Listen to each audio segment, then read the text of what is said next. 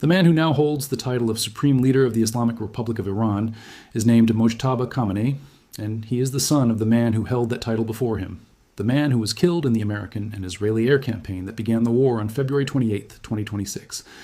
Mojtaba Khamenei was not chosen by popular election. He was not chosen by any democratic process that would give his decisions the legitimacy of public consent.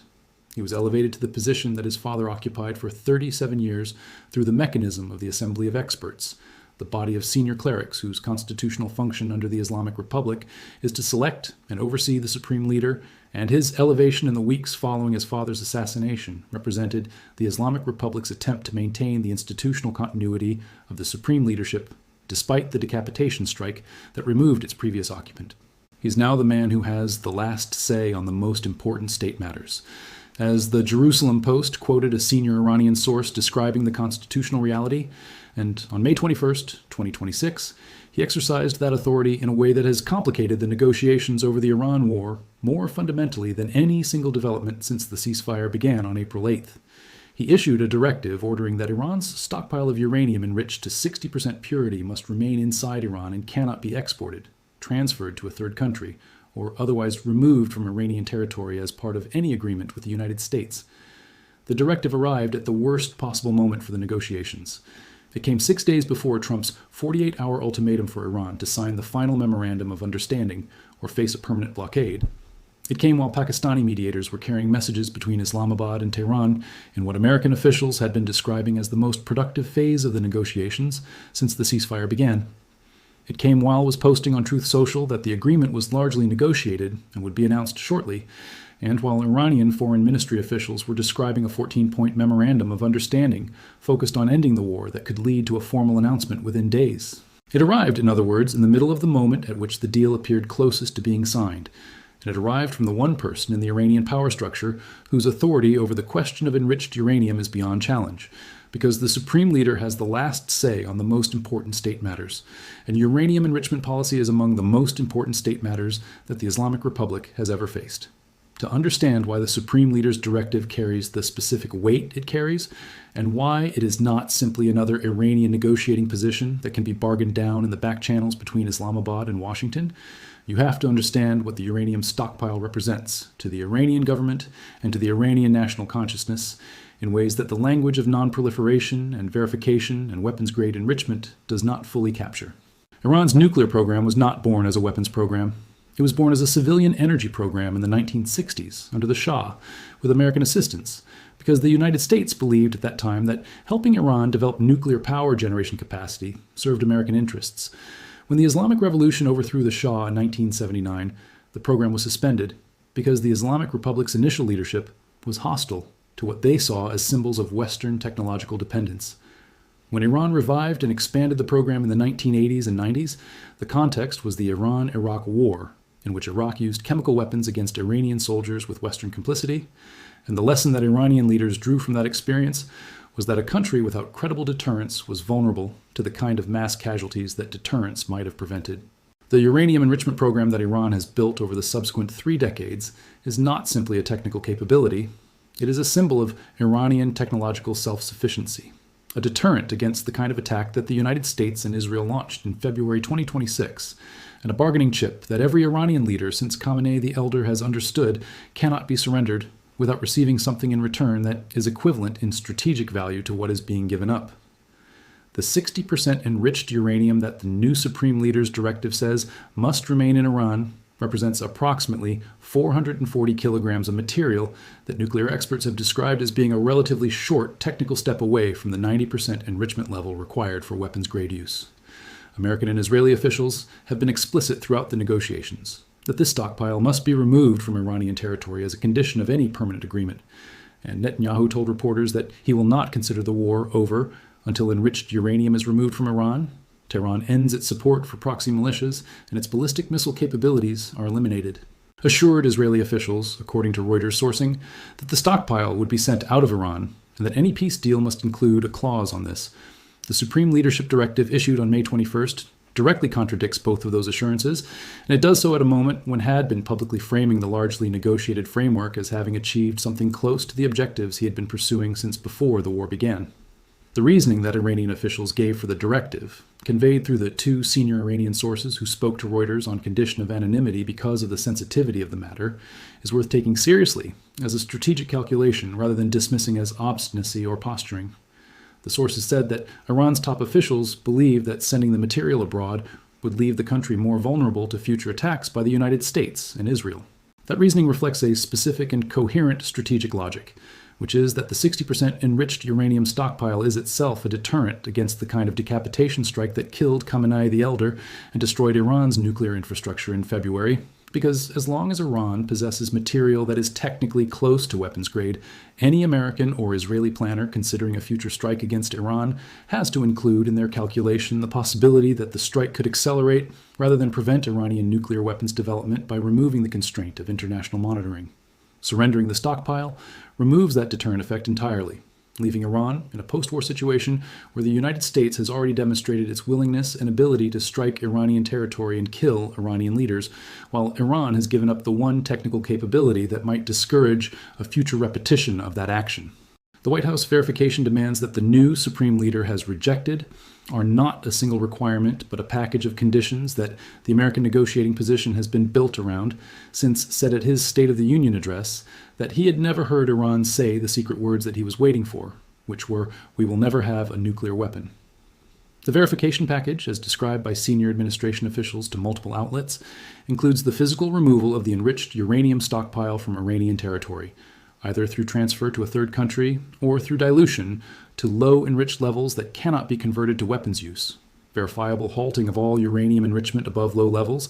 International Atomic Energy Agency, access to Iranian nuclear sites at a level exceeding the access Iran allowed under the 2015 JCPOA, and Iranian commitments on its ballistic missile program that address the delivery vehicle concern that has always accompanied the weapons material concern. The new Supreme Leader's May 21st directive addresses only the stockpile transfer element of this package, but in doing so, it strikes at the element that Trump had described as the central obstacle, the element that Israel had made a condition of considering the war over, and the element that the polymarket prediction markets had been pricing at 46.5% probability of Iranian acceptance by December 31st, 2026, a probability that the directive's announcement had pushed downward by several points within hours of the news breaking.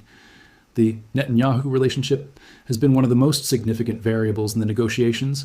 and the Supreme Leader's directive on the uranium stockpile is specifically the kind of development that exacerbates the tension between the two governments that was already visible in their reporting of a tense phone call between Trump and Netanyahu on May 21st, the same day the directive was issued. Israeli officials told Reuters that Trump had assured Israel the stockpile would leave Iran. Largely negotiated framing of the deal's status on May 23rd suggests that whatever he told Israeli officials, he was simultaneously working toward a framework that deferred the nuclear question to a 60-day second phase, rather than resolving it in the Memorandum of Understanding. Netanyahu's public position, that the war is not over until enriched uranium is removed from Iran, ballistic missiles are eliminated, and proxy militia support is ended, is a position that no framework currently being discussed comes close to satisfying, and the tension between what Netanyahu requires to declare the war a success and what Iranian political reality permits Tehran to agree to is the tension that the largely negotiated framework was attempting to paper over with deliberate ambiguity about the second phase of negotiations. Iran's Foreign Ministry spokesman Esmail Baghaei confirmed the rejection of any American demand for the physical transfer or handover of the enriched uranium stockpile, telling reporters that this was not something Tehran would consider as part of the first phase of negotiations, and suggesting that the nuclear details were not being discussed at this stage in any case. Baghei's language was careful in the way that foreign ministry language always is, distinguishing between what is being discussed now and what might be discussable later, leaving open in principle a path to nuclear negotiations in the 60-day second phase, while closing in practice the specific demand for stockpile transfer that the United States had been treating as non-negotiable. Iran's foreign ministry and Iran's supreme leadership are sending different messages at different levels of specificity, with Baghei maintaining the diplomatic ambiguity that keeps the first phase negotiations alive, and the supreme leader's directive establishing the hard limit that defines what the second phase cannot produce. The satellite imagery of Iran's nuclear sites tells its own story alongside the diplomatic statements. A photograph taken on February 1st, 2026, 4 days before the full scale of the war's opening strikes was publicly known, showed a new roof being constructed over a previously destroyed building at Isfahan's nuclear site, suggesting that Iranian reconstruction of damaged nuclear infrastructure was beginning almost immediately after the strikes that had described as completely obliterating Iran's enrichment capacity. The satellite evidence of ongoing reconstruction, combined with the Supreme Leader's directive that the enriched uranium stockpile must remain in Iran, together describe an Iranian position that accepts the damage done to its enrichment facilities as a temporary setback while maintaining the material and the institutional determination to rebuild, rather than as a permanent end to Iran's nuclear ambitions that the American air campaign was intended to produce. The prediction market pricing on the various elements of a nuclear agreement is worth examining as a collective judgment about what the people who follow these negotiations most closely believe is achievable. As of late May 2026, the probability of Iran agreeing to end enrichment by December 31st was priced at 52%, essentially a coin flip, while the probability of Iran surrendering the enriched uranium stockpile by the same date had risen slightly from 42 to 46.5% following the latest round of diplomatic signals before the Supreme Leader's directive pushed it downward again. The probability of the United States actually obtaining Iranian enriched uranium by May 31st, 2026, a very near-term deadline, was priced at 3.9%, which is a very low number that reflects the market's collective judgment that the stockpile transfer question is not going to be resolved in the immediate term regardless of what ultimatums are issued or what largely negotiated frameworks are announced. The gap between the 46.5% probability of stockpile surrender by December and the 3.9% probability of it happening by May 31st is a measure of the time that the negotiations require to cover the distance between where they are and where both sides ultimately need them to go. The Iranian public's relationship to the nuclear program is a dimension of the negotiations that rarely gets adequate treatment in the Western coverage, and that the Supreme Leader's directive reflects as much as it constrains. Surveys of Iranian public opinion, conducted in difficult circumstances given the Islamic Republic's restrictions on independent polling, have consistently shown that while Iranians resent the economic costs imposed by the nuclear standoff,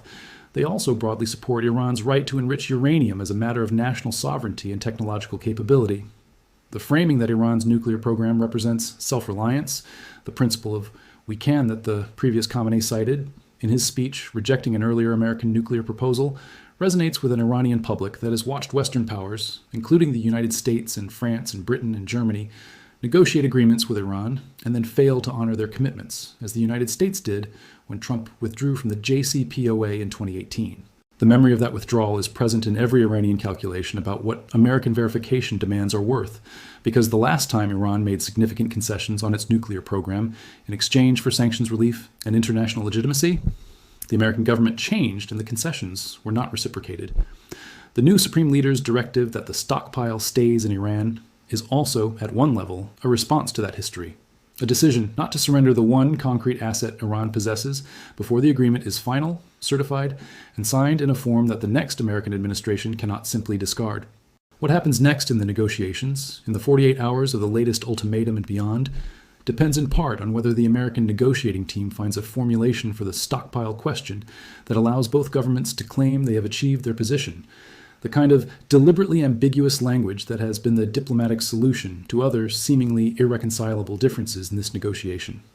The possibility that the first phase memorandum of understanding simply defers the stockpile question to the 60-day second phase, describing it as subject to further technical negotiations without committing either side to the outcome of those negotiations, is the formulation that the structure of the deal most naturally points toward, and that the Supreme Leader's directive does not technically foreclose, because the directive says the stockpile cannot be exported. It does not say Iran will never negotiate about future enrichment limits. A first-phase agreement that reopens the Hormuz and provides economic relief and establishes the framework for nuclear talks without requiring Iran to commit to stockpile transfer before those talks begin is an agreement that the Supreme Leader's directive might be compatible with, if the American negotiating team is willing to accept the ambiguity. Whether Trump's public commitment to resolving the nuclear question before declaring the war over and Netanyahu's stated condition that enriched uranium must leave Iran allow enough flexibility for that ambiguity to hold is the question that the 48-hour ultimatum is pressing both sides to answer. The man who issued the directive, Mojtaba Khamenei, is relatively unknown outside Iran compared to his father, and the international media has had limited information about the specifics of his views and his governing style since his elevation to the supreme leadership in the weeks after his father's death. What the May 21st directive tells the world about him is that he is prepared to hold the line on the nuclear issue in a way that directly complicates the negotiations at their most sensitive point, that he has the institutional authority to make that decision, stick against the preferences of the foreign ministry diplomats who are trying to finalize the memorandum of understanding, and that his assessment of what Iran's security requires differs from the assessment that the administration has been working to produce through the combined pressure of military strikes, economic blockade, ultimatums, and largely negotiated announcements. That assessment that sending the enriched uranium out of Iran would leave the country more vulnerable to future American and Israeli attacks is not an unreasonable conclusion for someone whose father was killed in an American airstrike to have reached. It is also the conclusion that makes the distance between the largely negotiated framework and a signed agreement containing the nuclear provisions, as described as essential, harder to cross than any other single element of the negotiations. The International Atomic Energy Agency's role in any verification framework that the 60-day second phase might produce is the technical dimension of the stockpile question that neither the Supreme Leader's directive nor the administration's public statements have adequately addressed. Under the 2015 JCPOA, Iran agreed to IAEA access to declared nuclear sites at a level that was unprecedented in the organization's history with any country. But the JCPOA did not give the IAEA the ability to demand access to undeclared sites on short notice, a limitation that was at the center of the American criticism of the agreement. The verification regime that Trump has described as required for any agreement he would consider adequate would need to go beyond the JCPOA's access provisions in ways that Iran's constitutional and national security frameworks have consistently described as incompatible with Iranian sovereignty. The Supreme Leader's directive on the uranium stockpile is the hard public statement of this position, but the underlying Iranian resistance to intrusive verification has been present in the negotiations throughout the conflict, visible in every round of talks in Oman and in Pakistan and in Qatar, in the gap between what American officials say is required for verification and what Iranian officials say is permissible under Iranian law. The 5 rounds of nuclear talks that occurred in Oman before the February 28th war began, and the American proposal that the United States delivered to Iran through Oman in the 4th of those rounds, provide useful context for understanding why the current negotiations are hitting the same obstacles that the pre-war talks hit, because the obstacles are fundamentally the same. In those pre-war talks, Iranian Supreme Leader Ali Khamenei rejected the American nuclear proposal, saying it contradicted Iran's nation's belief in self-reliance and the principle of "we can," vowing that Tehran would not abandon uranium enrichment, expressing doubt that the talks would go anywhere, telling his audience that indirect negotiations were held during Raisi's time too, just like now, but they didn't go anywhere, and he didn't expect much from the current ones either. The son who has now inherited his father's office issued a directive on May 21st that extends his father's position into the post-war context, telling the world that the war has not changed Iran's fundamental position on its nuclear program, that the bombs that killed his father and destroyed Iran's enrichment facilities have not produced the Iranian capitulation on nuclear sovereignty that was their stated objective, and that the path to a permanent agreement runs through a framework that allows Iran to retain its enriched uranium inside its borders while negotiating about future enrichment limits in a second phase whose outcome has not been predetermined.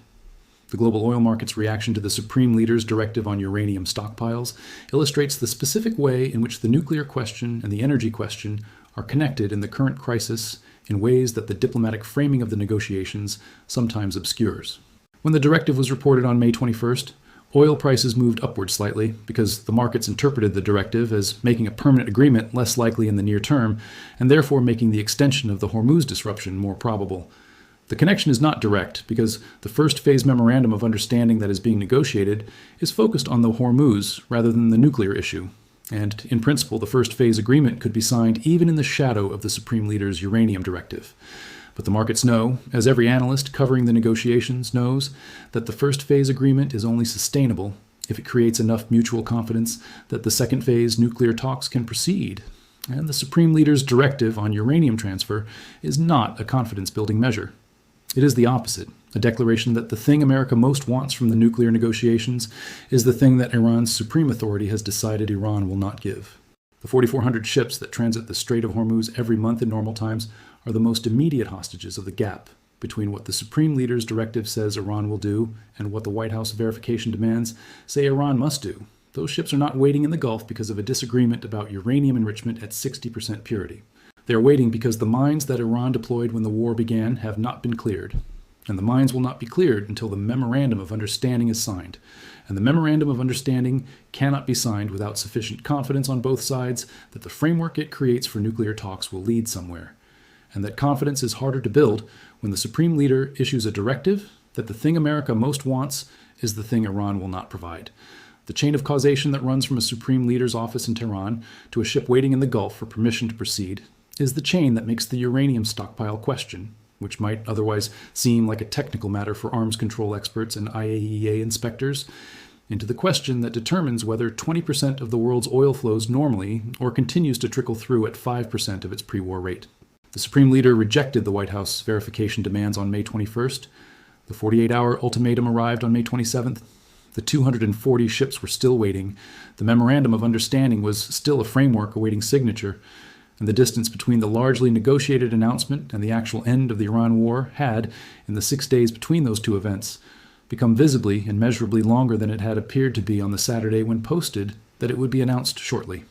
The administration's response to the Supreme Leader's directive has not been a single clear public statement, but a continuation of the pattern that has characterized its public communications throughout the conflict. A combination of optimism about the overall trajectory of the negotiations and firmness about the specific requirements that any agreement must meet. Sunday Post saying time is on our side and his Tuesday 48-hour ultimatum for the final agreement are both consistent with an administration that believes the economic pressure of the dual blockade is working against Iran's ability to sustain its current position, that the Iranian population's desire for economic relief will eventually force the Iranian power structure to make the concessions it is currently refusing to make, and that the Supreme Leader's directive on uranium stockpiles, while a complication, is a negotiating position rather than a final answer.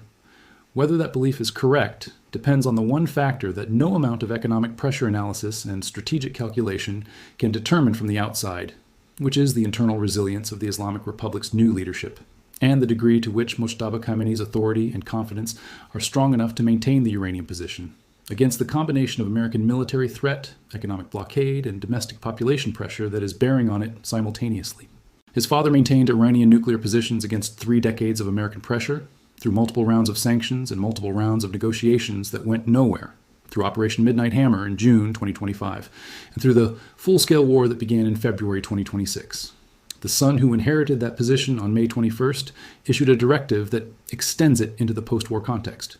Whether the pressure that is being applied in the weeks and months that follow will produce a different outcome than the pressure that failed to move his father is the question that the Iran war has not yet answered, and that the 48-hour is the latest instrument of trying to force. There is a sentence from Ayatollah Ali Khamenei, spoken before he was killed, that captures the position his son's directive is extending into the post-war negotiation. He said, during a public address in which he rejected an earlier American nuclear proposal, "No one in Iran is waiting for their permission. The Islamic Republic has its own policies and direction, and it will stick to them." His son, Mojtaba Khamenei, issued a directive on May 21st ordering that the enriched uranium stockpile cannot leave Iran. The White House verification demands say it must. The 48-hour ultimatum says the final agreement must be signed or a permanent blockade takes effect. And the 240 ships in the Gulf are waiting for the distance between those two positions to close in the same way that the global economy and the American families paying high fuel prices and the Iranian families paying high food prices are all waiting for the outcome of a negotiation between governments that have spent decades unable to find the combination of threat and concession and mutual interest that produces an agreement that holds. The specific number, 440 kilograms of uranium enriched to 60% purity, is worth holding in mind as the concrete reality underneath all the diplomatic language about stockpiles and verification and transfer and sovereignty. 440 kilograms of 60% enriched uranium is not an abstract geopolitical concept. It is a specific physical quantity of a specific material sitting in a specific location inside Iran. And the question of what happens to it is the question that Trump has described as the central obstacle to a permanent agreement, and that the new Supreme Leader has now publicly answered by saying it stays where it is. The distance between those two positions, measured not in diplomatic language but in kilograms of radioactive material, is the distance that the 48-hour ultimatum and the permanent blockade threat and the continuing negotiations through Pakistani and Qatari mediators are trying to close. Whether they close it, and on whose terms, is the answer that the Iran war has been working towards since February 28th, and that the Supreme Leader's May 21st directive has made considerably harder to reach than it appeared to be on the days Wen was posting that it would be announced shortly.